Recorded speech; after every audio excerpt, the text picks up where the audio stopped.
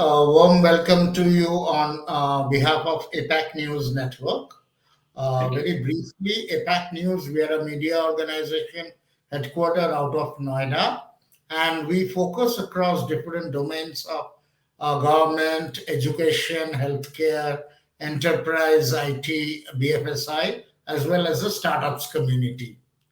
So primarily, this is for a section we have called APAC Dialogue, where we do video interaction with industry leaders as well as other sector leaders. So primarily, the focus, what we want to start with, maybe if you can take us through one, the infrastructure which DE-CIX has, as well as an exchange provider, what are the relation that you maintain with the different ISPs? Okay. First of all, thanks for having me on your forum. It's a pleasure. So far as DE-CIX India is concerned, from an infrastructural availability point of view, we are available across the 4 metros in India, namely Mumbai, Delhi, Kolkata, and Chennai. Mumbai, we are spread across 8 data centers, and 9th one would probably be up and running in about a month's time from now. Delhi, we are available across 4 data centers, Chennai 2, and Kolkata 1. So that is the spread of our presence within India, and all our point of presences, POPs as it is called in our business, are within the data center ecosystem. So far as our relationships with ISPs are concerned, we are glad to let you know that we are able to serve both the ISP as well as the enterprise community via our unique proposition, which helps you optimize your bandwidth requirement, whether it comes to enterprise class applications from cloud enablement, and that's where the enterprise piece comes into play, and their own digital transformation journey, whereby an exchange presence helps them get access to both the setups, which is the cloud exchange and the internet exchange. So we are an interconnection platform with multiple services across one access port. By virtue of being a provider with firm dependability, we've been the most preferred IX in terms of numbers, and that's why you see the maximum number of connected customers today across India is with DE-CIX India. Okay, so the last one which you are mentioning in terms of the maximum number of connected customers, so I would like to understand 2 things here. One, what's exactly the portfolio of the services and the solutions that you are offering to these customers? And also, if you can take us through the demographics of the customer profile, what exactly are the categories, and what sort of use cases each of these categories would have with you? Sure. So while the first part of question is easy to answer, the second part is very, very exhaustive and elaborate, and I'll try to encapsulate it as much as possible. Firstly, to start off with our unique,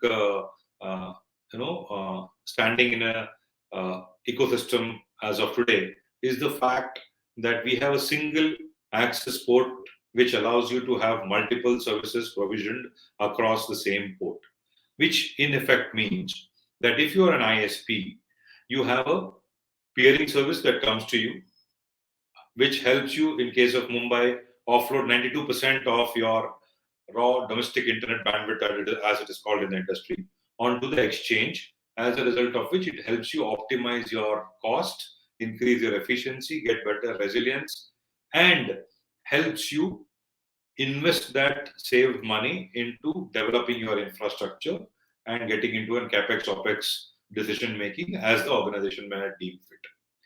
At the same time, if that customer of mine who's an ISP has a last mile which is available with the enterprises, meaning SMEs, SMBs, and the actual enterprises, for him it is a plug and play kind of a setup wherein he's able to extend the direct cloud service comprising of AWS, Azure, Microsoft peering services, which will come very soon, MAPS as it is called, and Google. And that is something that you will find unique to us, that the same customer using his last mile will be able to give access to four CSPs, as well as upcoming services like Maps to his customer base, thereby increasing his stickiness in his set of accounts. That is the second part of it. So far as direct cloud per se is concerned, unlike a traditional mechanism whereby any organization today wanting to enable themselves with a multi-cloud approach that they have to take. Suppose if you're into test and dev, for example, you would definitely require an AWS and an Azure. So for you to have multiple discussions, multiple service provider discussions, multiple last mile discussions is a painful process and a cumbersome one at that.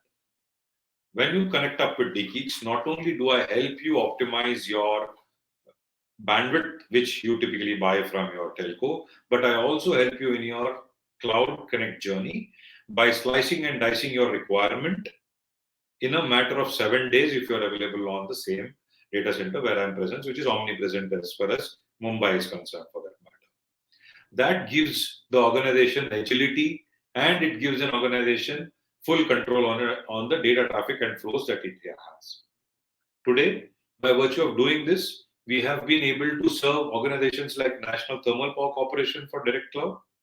And that is one end of the spectrum, which is one of the Navratnas, as you would know. And on the other end, you have a company like Udaan, which is the fifth largest B2C organization, which has gone in for both 10G of peering from us and 10 gig port for their Microsoft Azure Cloud Connect. And we are talking for AWS also as of now.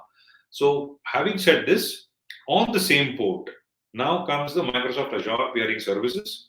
There's a third service, wherein all your O365 and Dynamics today, which rides on public internet, which has got its own challenges, you will have a port-based consumption model. While it is easier said than done, if I say something like this, you would find it pretty run-of-the-mill in terms of a business. You would say, okay, fine, how does it matter? But for an organization, for example, which is a 100 desktop laptop bearing organization with 50 email exchanges in a day, you typically would see a workload of 50,60,000 email on an annualized basis. This kind of workload, this kind of backend refresh that happens, the collaboration that runs on that particular setup is all today based on the internet. When you move that to a port, you have better resilience, you have better latencies, you have better security, and a robust setup that you run. Obviously, cost also will play a major part because everything is on a fixed cost per port kind of a model here. That's an amazing setup that a lot of people are going to get used to now, because we will be soon launching Maps in Mumbai and Chennai to start off with, thereby followed by Delhi and Kolkata. Coming after that, in the next 90 to 120 days, would be services like blackhauling, which is DDoS mitigation, and GlobePeer, and a couple of other services that will follow. So this is how, across one single port, we have the ability to serve both the enterprises and our ISPs with the best-in-class service for serving their current requirement and their future scalability as well. I'll come specifically to Maps and some of the other services later. But before that, when you mention this categorization, your second and third categorization, isn't it a possibility of some way cannibalization of your customers? Meaning, what I meant was your second category customers. In turn, the customers they will have, in many cases, you are approaching them as customers when you are mentioning your third category. So basically, your third category customers can be potential customers of your second category clients, I may say. So isn't there a possibility of cannibalization? Typically, we work through a partner model. So direct to customer services are very few and far between. And that only happens when you replicate a international level relationship that we carry forward here in India. By virtue of being a global organization, we run multiple global relationships. But if you take away that minuscule 5% on the top, majority of my last customer that I typically serve come through with a partner in between. So there is no cannibalization per se, and we are very clear in terms of managing our sales hygiene. As a result of which today, for example, let me tell you, let me use the same name. When I named NTPC typically is a partner-driven account, and Power Grid was the partner who brought NTPC on board. So that way we are very clear that our relationships typically are driven through a partner who has a port already assigned to him and he's already using either or both of our services. Okay. Got it. Understood. And if you can clarify a little bit on this partner network, what is the structure of this partner network? How are these partners categorized, and So what yeah. sort of go-to-market you follow with them? So when I mean partner, it's not in the traditional terminology of a partner like a channel partner per se, but anybody who has a setup riding on me is my partner who brings in his customer. So far as the actual partnership model goes, we have plans to have an entire enterprise arm whereby we will get into onboarding system integrators, and that's a separate arm and a story for some other time. Maybe next time when I come, I'll share that success story as well. While the blueprint for a full-scale partnership model, which will cover the SME, SMB, and enterprise landscape here in India, is drawn up, but we would like to concentrate now on what we have and then probably build that across the existing infrastructure. So as I speak to you today, I am available across all three metros with the direct cloud model, and Kolkata is yet to come. So when I go into a market in a full-fledged manner, I wouldn't be in a position to selectively offer my customers availability when it comes to geography. So I have to be omnipresent when it comes to my presence. So that having said that, partnership model per se is at a nascent stage, but at the same time we have partnerships with telcos where we facilitate the last miles from a telco to our customers, whether it is an IPLC for all our SARC customers, as well as the Indian ecosystem where the point-to-points are typically the key facilitators for any customer to get onboarded onto my system. Okay, so how many such key partners are there whose infrastructure you have been leveraging, or rather, I would say the other way around, who have been leveraging your infrastructure to support their customers in turn? So, how many such partners are there? So as we speak, we have a list of 27 partners who are actively engaged with us across India, on whom we have these services that are self-consumed, as well as they use our network to serve their customers. And like you mentioned, power grid through which NTPC, so that is one sector. Typically, what are the domains or verticals these partners would come from? So, no, the partners typically would be transport partners or ISPs. So what typically happens is if you have a large base of say 5 lakh customer base, your last miles are available across multi-dwelling units, which are purely commercial or rescoms, as it is called.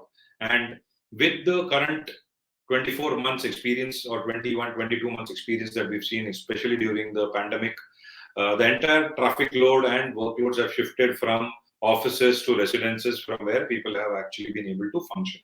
And that's where we've seen our people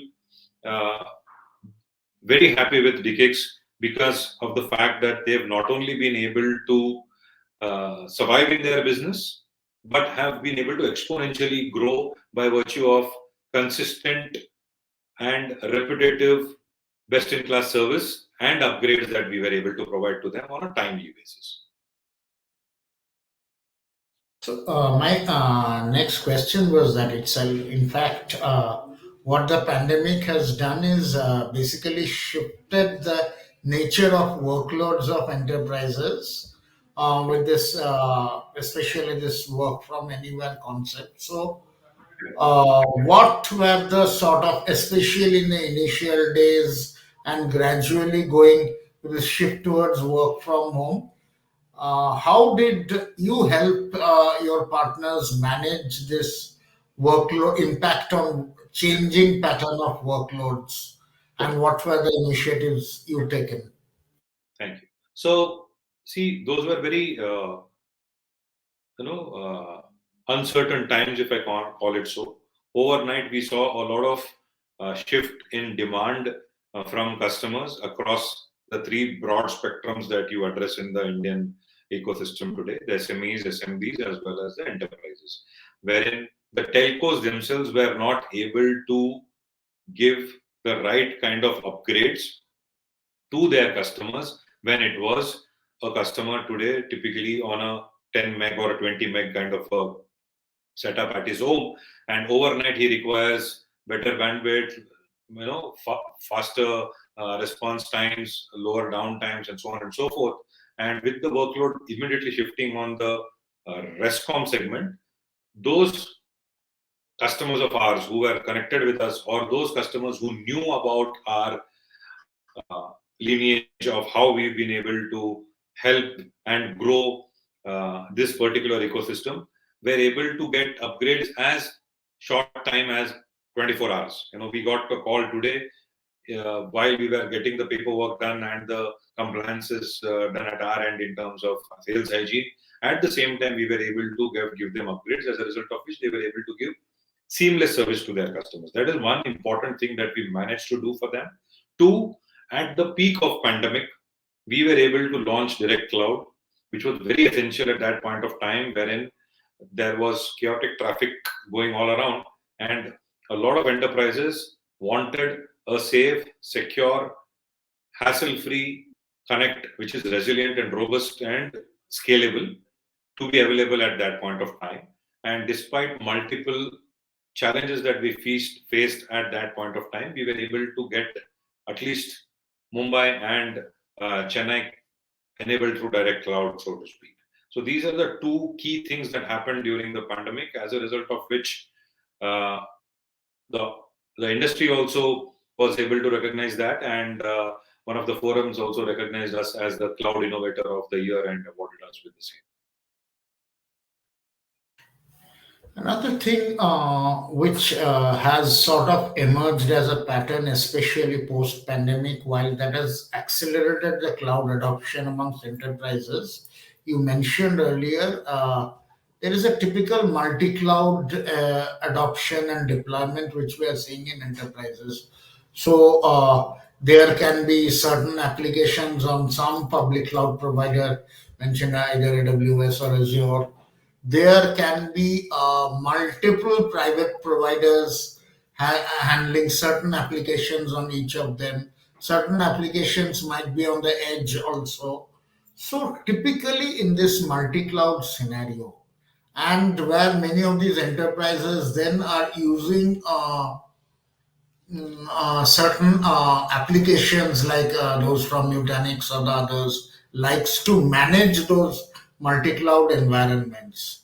So, where did you see a similar sort of challenge, or what I would say the trends regarding this multi-cloud deployment in enterprises, and concurrently the security and manageability, the two most critical aspects, how they posed as challenges?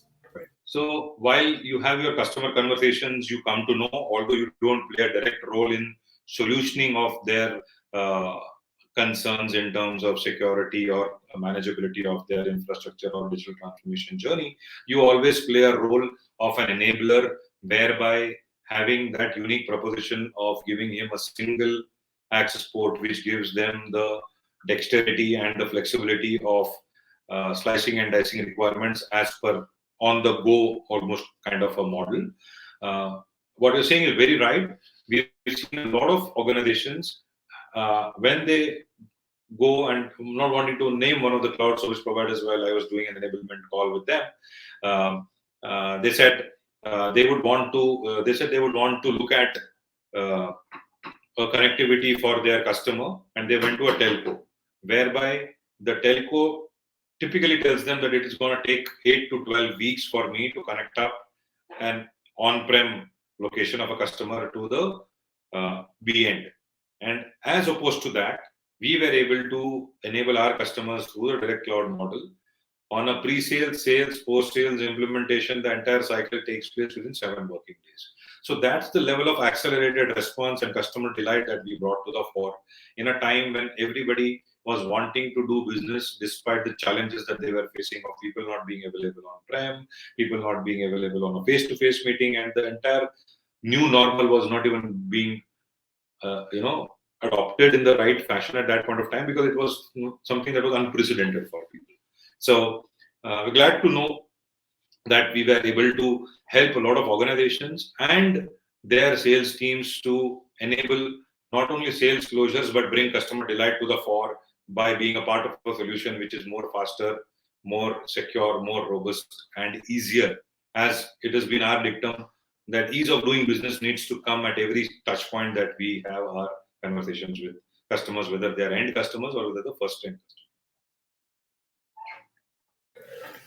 That's interesting to know. And I wanted to understand another thing in terms of the dynamics. See, now, in most cases, you are, as you mentioned, you are dealing with the ISPs, and then they are dealing with the enterprises. So, where is the conversation happening? And again, as you are sort of slicing and dicing the requirements you are mentioning, so typically in this ecosystem, we have seen the emergence of a lot of these, I may say, cloud service providers who sort of provide one block of service. Sometimes they white level it as some offering, or a lot of these providers are emerging in this ecosystem, who might be providing certain applications. It can be only the mail server on cloud or certain other applications. So, how are you sort of handling or managing this ecosystem of smaller service providers who are emerging, or more the niche, you might say Very the nice question. niche service providers who are emerging? I must say, very nice question, because it covers two things. One, our interaction levels are at two ends. One, as you rightly said, the ISPs, who in turn have a customer base which comprises of an SME, SMB, or an enterprise. They do the join the dot, if I might say so, that the IT infrastructure head at his customer's end speaks to my sales and the business enablement team. And that is where the handoff happens, and then the closure discussion, right? The entire life cycle happens there, right through. So far as various organizations' abilities of using direct cloud for their own businesses is concerned, I don't think there can be a sharper example I can give very humbly. Is the fact that one of the oldest and the largest telcos today, which is TTSL, TTML in India, has been able to launch their Easy Cloud service, which is nothing but an integrated approach for their customers, whereby the access to cloud, typically multiple access to cloud via the same infrastructure, is through the DE-CIX direct cloud setup. So while we are very happy to enable our customers become more resilient and have a better stickiness in their customers' premises today by having a proper, better hunting opportunity and great farming opportunity within the same set of accounts that they hold. Okay. Another thing I would like to understand, have not the full clarity on this. How is the business model for an exchange like DE-CIX? For a data center provider, we are more clear in terms of, but here, and typically, as you mentioning, you are sort of, there is a direct set of customers and there is an direct and indirect, I mean, not in terms of the partner, but there are two categories of customers. So, how is the business model typically for an exchange like DE-CIX? So while DE-CIX is an interconnection platform, what you will see, which is unique to us, is the ability to serve both the ends. So one end, you have the CDNs, VODs, and content providers who come on board with one of the largest exchanges and the fastest growing ecosystems within the Asia Pacific region, thereby giving us the leverage and strength on one end. On the other end, you have the consuming customers who are the ISPs and the enterprises who subscribe to our services by virtue of the kind of uh, part, partner participation which we have on the platform. So that's how being a ecosystem provider helps us in not only serving the first requirement of bandwidth optimization, but also on the digital acceleration journey. That is having said one. Second most important part is the fact that how am I going to be running a business model? For me, business model is very, very clear that the moment you have customer base which requires last mile, you have the transport partnership coming into place. Customers who require higher amounts of dependability, control, management of all their workloads, lower latencies, and shorter turnaround times will obviously choose somebody like us who are the only legal exchange here in India today, and the ability to bank on somebody who has grown exponentially and who has a global reputation to keep out here. And our last 2 years have shown the enterprises that this is what we bring to the table, as a result of which, as you say, success follows success. And we've probably been able to replicate what we did in Mumbai in other geographies as well, as we tread the growth journey here. Okay, coming back to another operational question again. You mentioned through the data centers, the facilities that you have in four metros, and through the ISPs who are working there with you, you are reaching out to customers across. And typically, we talked about the workloads, especially in the last 1.5 years, shifting more towards the work from home kind of environment. Now, if we look at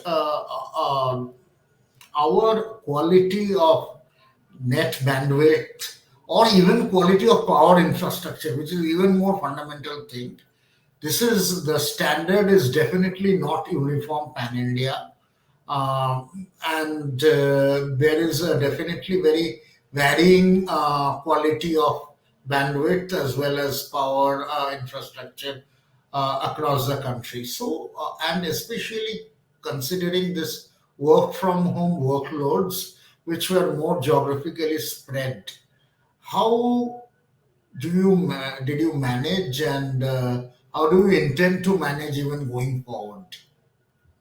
Thank you again. Very, very nice question. I'm sure a lot of people will get insights into some figures that we put out generally to people, and they would be wondering how is this possible. So probably by virtue of this question, I would be in whatever shape and form to the best possible extent explain it to them as to how this happens actually.